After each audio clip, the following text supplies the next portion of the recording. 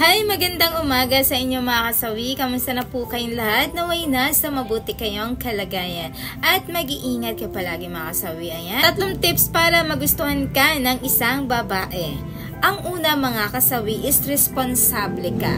Kapag once na nakikita ng isang babae na responsable ang isang lalaki, alam niyo ba mas magiging komportable ang isang babae. So ibig sabihin nun ay magugustuhan ka. Syempre kapag ka nakikita namin na maayos ka, yung talagang lahat na ginagawa mo para sa future mo, yung nakikita namin na talagang responsable ka sa lahat. So syempre ang isang babae ay mabilis ito na magustuhan ang isang lalaki. Kapag nakikita ng isang babae na responsable ka talaga. Ayan yung ating una na tips mga kasawi.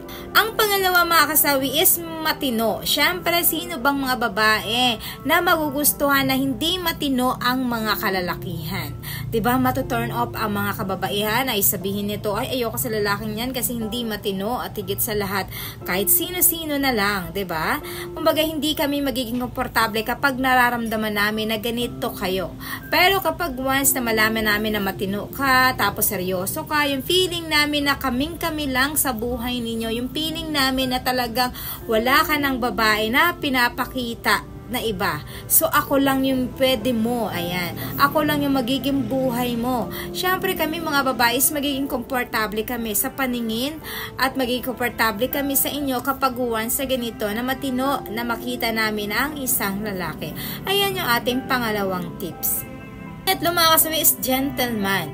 Bakit nga ba napaka-importante sa mga kababaihan na gentleman ang mga kalalakihan? Alam nyo ba kung bakit? Siyempre, kami ay mabilis, ayan, ma-attract sa mga kalalakihan na ganito yung ugali nila. For example, nakita kami ng isang lalaki na kami ay nagdadala ng galon. Ayan, nag-iigib kami. Tapos si lalaki ay pumunta dito. Pwede bang ako na lang magdala ng tubig mo? Or pwede bang ako na lang magdala ng galon mo? Ayan. Or kaya naman kapag once na kami ay sumasakay sa tricycle tapos nakikita namin na malalim yung tubig pero ang lalaki ay gumawa ito ng paraan para makatawid ka. Syempre, dagdag puntos yun ng mga kalalakihan sa amin. Ay, may appreciate ko na ay, ang galing naman ng lalaki na to, napaka-gentleman. So, syempre kami mga babae, hindi man ipapakita sa inyo pero mas kinikilig kami sa ganong mga kalalakihan kapag ito ay pinapakitaan ka ng ganitong the moves mga kasawi. Ayan yung ating pangatlo na tips. At syempre, hindi mawawala yung advice sa topic na ito mga kasawi. Lagi yung tatandaan sa mga kalalakihan. Kapag kayo ay manliligaw pa lang, ayan, lagi yung tatandaan na kailangan gawin nyo itong una, pangalawa, pangatlo.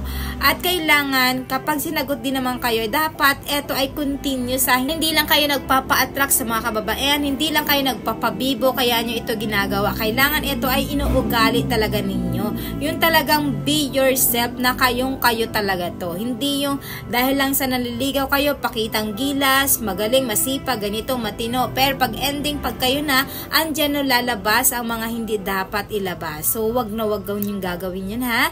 Yun lamang po mga kasawi, yung aking advice. Maraming salamat sa patuloy na pagsuporta niyo sa akin. Sa walang sawang pag-share at pag-comment. Sa mga hindi pa po nakapag-subscribe, pwede kayo mag-subscribe, pwede na rin kayo mag-follow para updated kayo sa topic ko araw-araw. Magandang umaga mga kasawi.